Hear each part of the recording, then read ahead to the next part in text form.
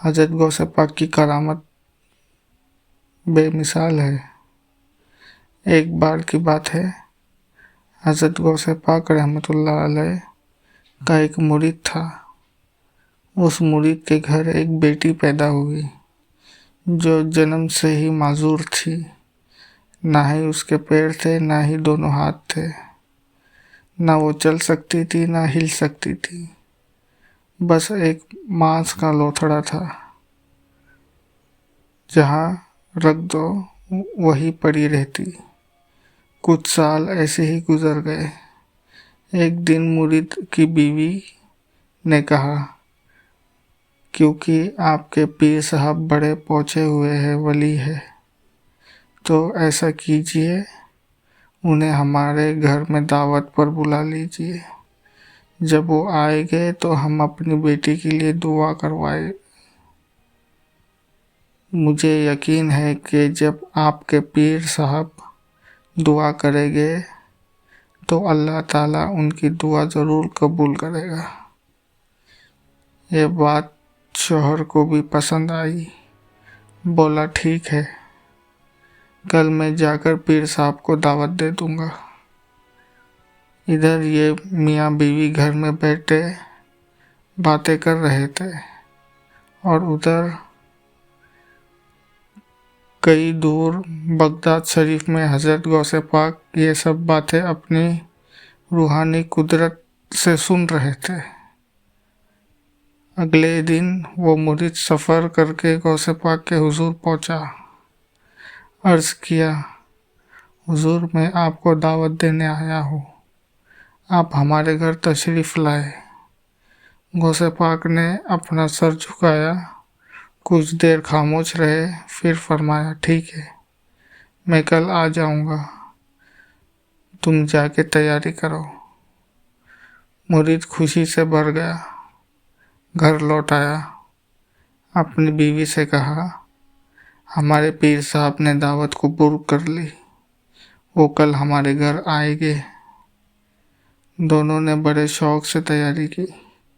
اگلے ہی دن حضرت غوث پاک نے کچھ مریدوں کے ساتھ ان کے گھر تشریف لائے۔ گھر پہنچ کر غوث پاک نے مرید سے فرمایا، جو تم نے ہمارے لیے تیاری کی ہے وہ لاؤ، ہم کھانا کھا کر واپس جائیں گے۔ مرید نے کیا کیا، اس نے اپنی وہی معذور بیٹی، جس کے ہاتھ نہیں تھے نہ پیر تھے، بس ماंس کا ایک ٹکڑا، اٹھا کر غوث پاک کے سامنے رکھ دیا۔ غوث پاک نے پوچھا، یہ کیا ہے؟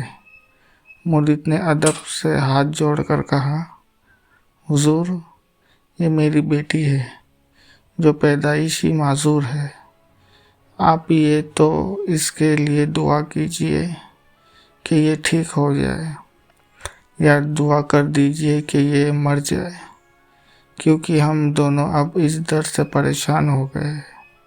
حضرت غوث پاک یہ بات سن کر مسکرائے اور اللہ کی بارگاہ میں دعا کی۔ پھر اس بچی سے کہا، کم بیوی اصلاح، یعنی اللہ کے حکم سے اڑ جا۔ بس جیسے ہی غوث پاک کے مبارک لبوں سے یہ الفاظ نکلے، وہ بچی فوراً اٹھ کھڑی ہو گئی۔ یہ منظر دیکھ کر دونوں میاں بیوی رو پڑے، خوشی سے جھوم اٹھے اور بڑے ادب سے عرض کیا، حضور، جب میں آپ کو دعوت دینے آیا تھا تو آپ کچھ دیر خاموش ہو گئے تھے، پھر دعوت قبول کی تھی، اس وقت آپ نے خاموشی کیوں اختیار کی تھی؟ اس پر مرشد کریم غوث پاک مسکرائے اور فرمائے، جب تم دونوں اپنے گھر میں مجھے دعوت دینے کی بات کر رہے تھے تو میں یہاں بغداد میں بیٹھ کر سب سن رہا تھا۔ مجھے معلوم تھا کہ تم مجھے کسی مقصد سے بلانا چاہتے ہو، اس لیے میں نے اللہ تعالیٰ کی بارگاہ میں خاموش ہو کر عرض کیا، یا اللہ، اگر تو نے اس بچی کی شفا میرے ہاتھوں میں رکھی ہے تو میں دعوت قبول کرتا ہوں۔ اور اگر نہ نہیں رکھی ہو تو میں انکار کر دیتا ہوں۔ تب اللہ تعالیٰ نے فرمایا، بے شک میں ہر چیز پر قادر ہوں اور تو میرا عبد القادر ہے۔ ماشاء اللہ، سبحان اللہ۔ یہ کرامت صرف ایک ولی اللہ کے ہاتھ ہی سے ظاہر ہوتی ہے۔ جہاں جذبہ یقین ہو وہاں معجزہ ضرور ہوتا ہے۔